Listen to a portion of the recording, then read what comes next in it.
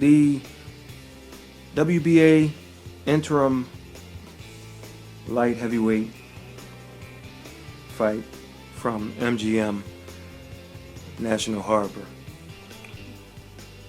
Dmitry Bivol scored a knockout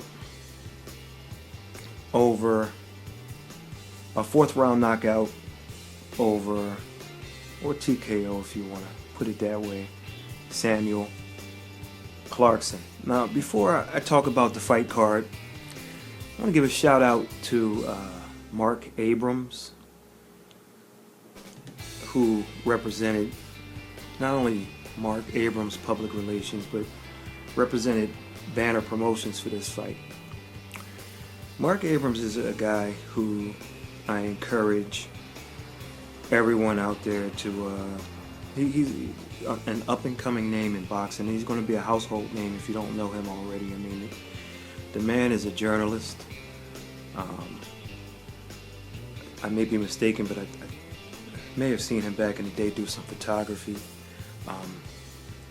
He's public relations. He's commentated on some fights. He does interviews that you can find on YouTube. Just a jack of all trades and a master of many. And yesterday, he was all over the place. I mean, he handled the credentialing, and then once he shut that down, he was all over the place. Sometimes he's in the ring with the tape recorder, or writing down, doing some shorthand, getting comments, some commentary from the fighters. So he's just someone who's paying his dues.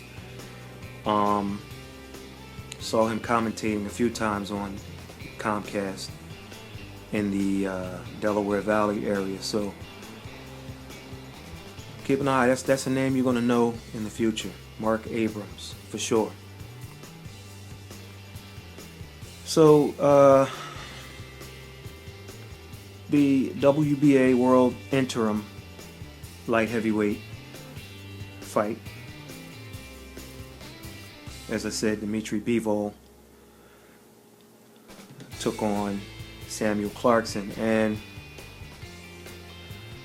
in my prediction, I said that Clarkson, the way I saw the fight going, and I said it could have been a shootout. I wouldn't necessarily call it that, but I envisioned Clarkson going down a couple of times, getting up, and then having to make a decision. Either I'm going to go to war with this guy, or I'm going to box. And I said that if he boxed, he was going to recover, which he did, and he was going to give Bivol some trouble. However, he didn't really box. He kind of exchanged with him a little bit. And my prediction was pride was going to take place, and that he was going to try to slug with Bivol, and that was going to backfire unless he took advantage of some technical flaws. So when he came out and responded to the knockdowns, I'm like, he caught Bivol a couple of times. I'm like, okay, this is playing out the way I anticipated, but didn't quite. He didn't go in there and make it a gunfight, but he didn't box. He was kind of caught in between, and with a guy like Bivol, you can't. Bivol, for his credit, he started out aggressive, and he dropped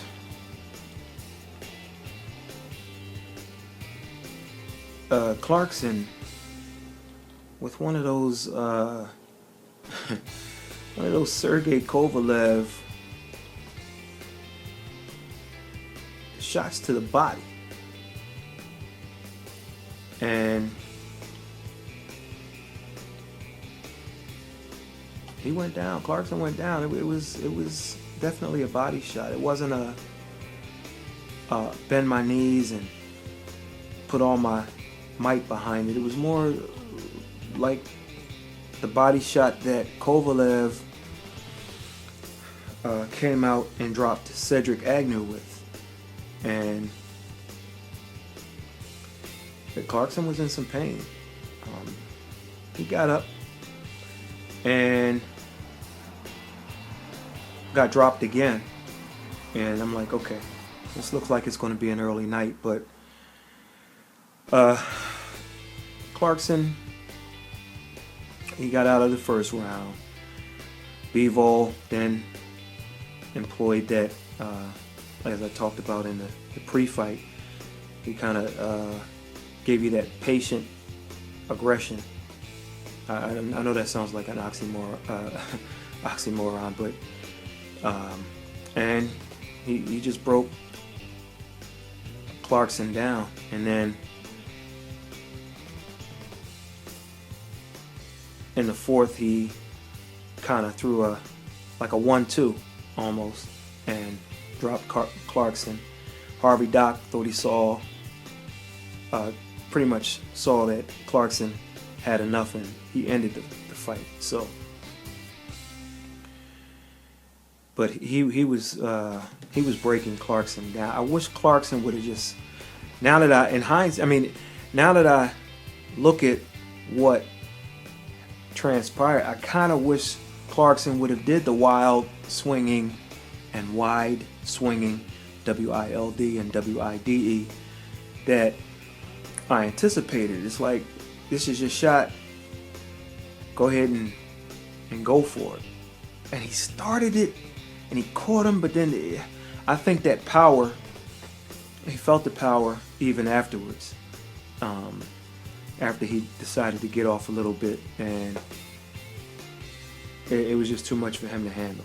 Bivol was too strong. So Bivol is now 10-0 with 8 knockouts. Clarkson is 19 wins. He drops to 19-4 with 12 via the KO. No complaints from the fans. I mean, it was good. There's a large contingent of DMV fans out there to see some Baltimore and some PG County or Washington, D.C., take your pick, fighters. And the co-feature had MALIK, Iceman Hawkins, pretty much dominating the undefeated Carlos Soto out of Mexico. And Hawkins got a second round stoppage. He pretty much landed everything he threw, and he threw everything. He hooks to the body, right hands over the top. One of those right hands, apparently it caused some type of trauma, some type of injury to Soto's left eye. So Soto, they looked at it, he kind of had a problem with it. So then when action resumed, Soto kind of, it was weird. He went to the corner, and it looked like, okay, back to what we're going to do. And then there was a delayed reaction with the eye, like, okay, it's not what I thought it was. So he took a knee, and so then the ringside doctor looked at things, and he couldn't continue. MALIK was beginning to assert himself. MALIK, he has a habit of throwing punches from a little too far out. If you look at, for example, when Evander Holyfield fought Buster Douglas, James Buster Douglas, the uppercut that Douglas threw, it was from too far out.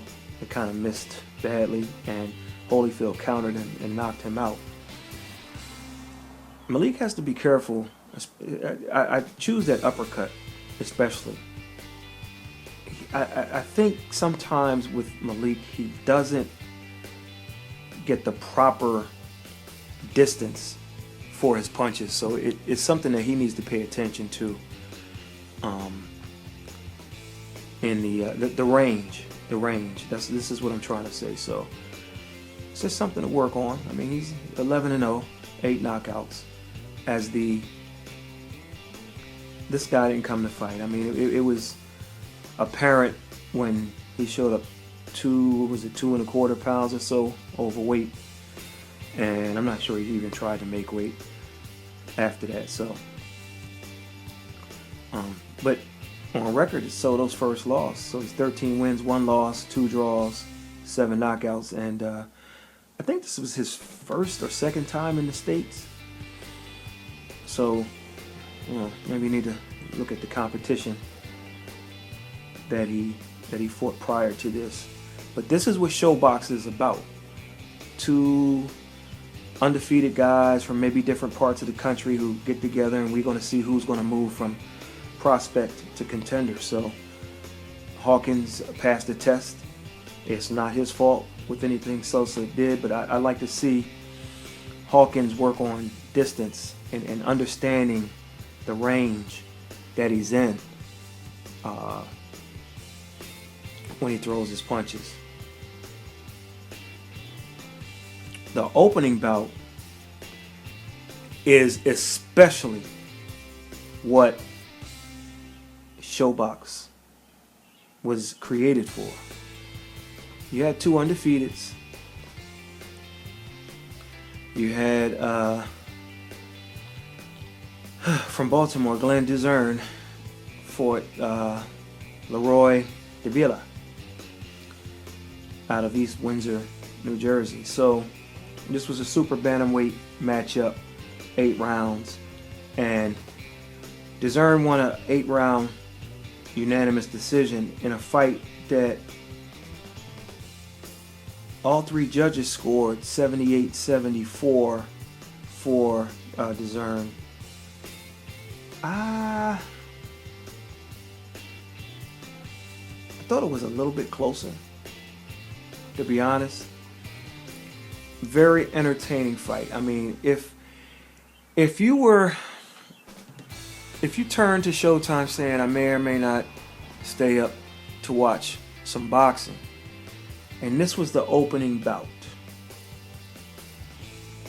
I really think that you would have said, you know what, I'm going to stay up and see what the rest of the card has to offer. I thought it was closer. I gave it a couple of points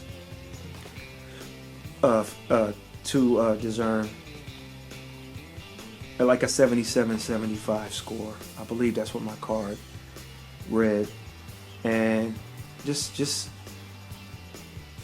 action-packed, man. I mean, this is the kind of fight you want to see in Shobox. Both guys just going toe-to-toe. Dezurn got rocked a few times. Davila got rocked a few times. I guess if you look at, I don't know how many power punches and what have you would land. It looked like Dezurn may have landed the slightly harder shots. There was a body shot. Oh man, there was a big time body shot late in the fight that Davila landed on Dezurn. I mean, he hurt him, and he knew it, and he started going to the body and mix it up top, and then Dezurn said, okay, you know what, I'm gonna show you I have a little fight in me, and the final quarter of the round, he kind of turned the tide. He came back. He tried to punctuate the round with his shots, and he caught Davila with some shots. Excellent fight. I mean, an 8-rounder. If you have on demand or what have you, it's a good fight to watch. It was very good fight. I wouldn't mind seeing it again. I almost want to say there were no losers in the fight. It was to me, if you had it a draw, if you had it by a point or 2 for Dezurn, I can dig that scorecard. 78-74, I'm not sure he won by 4 points. 2 points, yep. Draw, yep. 78-74. home cooking, I don't know. But I think I don't have a problem with Dezurn winning, and most of the crowd, even though they were from the DMV area, I don't think they had a problem for anybody that's unbiased. But very, very good Shobox fight. This is what you want with Shobox, with prospects. So, not necessarily contenders. The winner, Glenn, not necessarily a contender after this fight, but definitely someone who has caught, I'm sure he's caught someone's eye, and somebody to mess with, for sure. So, Bivol, going back to the main event, he said he thought he'd finish Clarkson in the first round, but then he admitted he thought it was better that it went 4 rounds so people could see the way he fight. Now they're trying to make a fight with Nathan Cleverly, so we'll see how that's going to play out. With Clarkson, he said that he got caught with a good body shot for the first knockdown, and then he thought he fought his way back into the fight in the next couple of rounds, and then he got caught in the 4th, and he stumbled, and his balance was off. When I initially saw it, I'm like, he's getting beat up a little bit, but I'm not sure if Harvey Doc,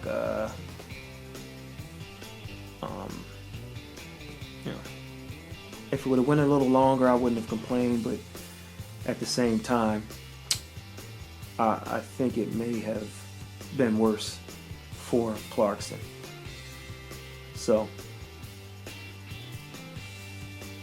Bivol said he wants to fight more in the United States, and he wanted to show everybody that he's worthy of fighting in the United States. And listen, boxing is dying a slow death in the United States. So, I think that when you look at some of the stables of guys who need to get some fights to make their mark, to get to the contender status, there's some promise there, but UK boxing is taking off.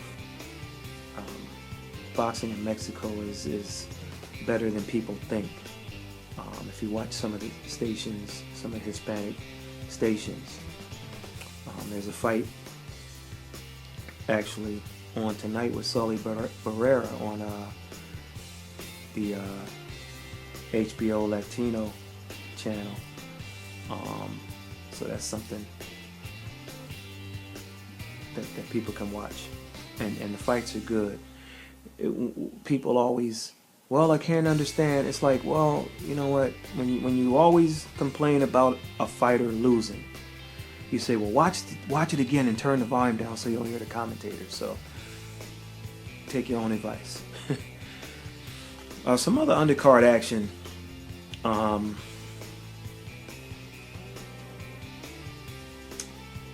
Travis Reeves, he won the walkout bout. I don't believe he was supposed to be the walkout bout, but we got a late start, so they had to get the TV portion together.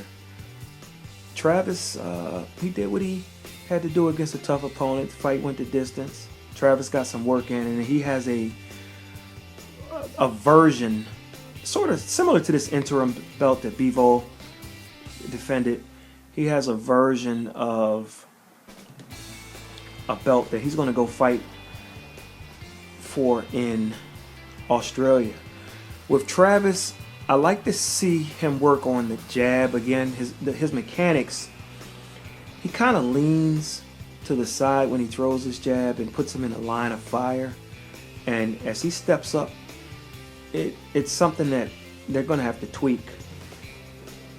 And I don't know. Travis is a good fighter. He's 36 years old, but I just don't know if that's something that you can fix at this point for the young man. But it's going to take a hell of a man to get Travis out there. I tell you that much. So if it is a flaw that gets exposed by the opponent, you're not going to get him out of there with one shot, unless you got a Klitschko type right hand or hook or what have you. Another thing I like to see Travis do is he loads up on his right hand, so it's kind of like lean jab, lean jab. I'm looking for an opening, And then here I go with this big looping right hand. And he follows it up with a left hook. But it's not a home run hitter left hook. And I like to see him sit down on that left hook. So if I miss that right hand, Kelly Pavlik style, I could come with that left hook and put you out of there. As I stated, he's 36 years old. And when we talk about development and teaching new things, I'm not sure at this point in the game what can be taught and what can be learned, but I wish that kid the best. I mean, he's a good dude, man. Travis Reeves is a good dude, and so I wish him the best. I believe in another month or two, maybe he goes to Australia, and his opponent got hurt. Also, the professional debut of Hasim Rahman Jr. And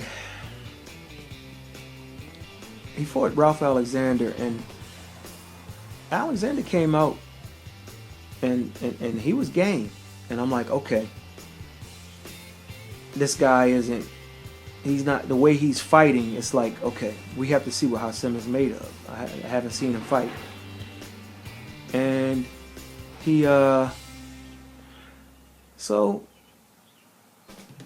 I'm like, all right, this could be some trouble. And then Hasim did something that I don't think his father could do. Not saying that he, or I've never seen his father do, let's put it that way, but I really don't think he could. He just, for some reason, turned southpaw in the first round. And the first left he threw, boom!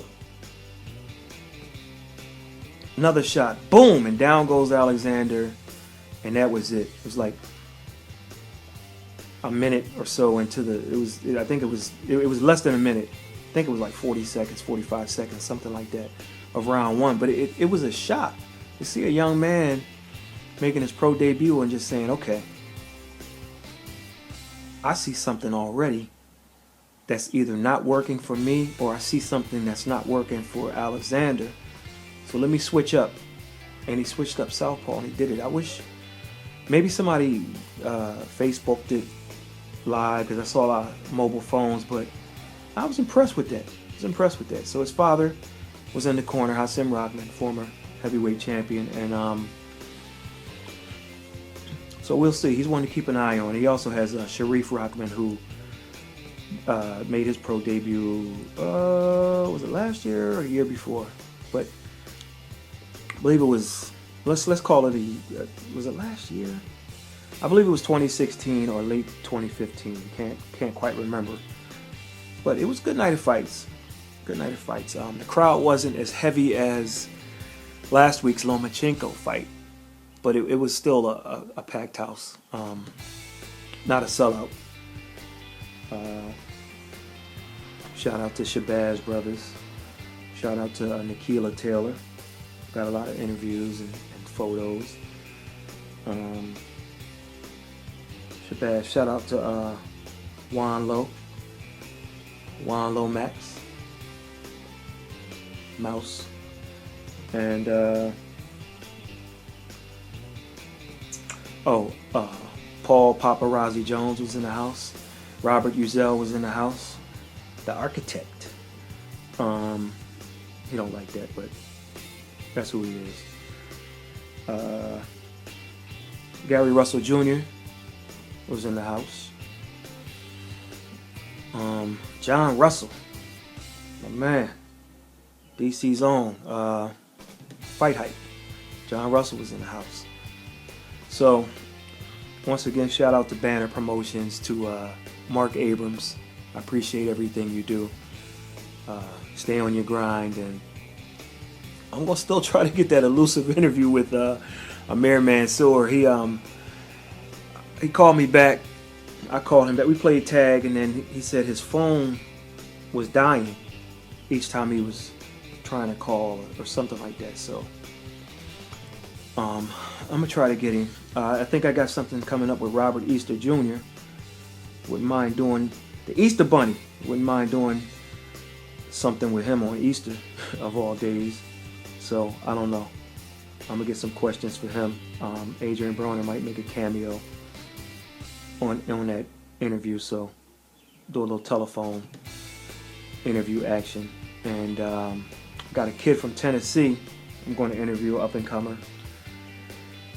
Shout out to Chris Williams, C-Boxing Info.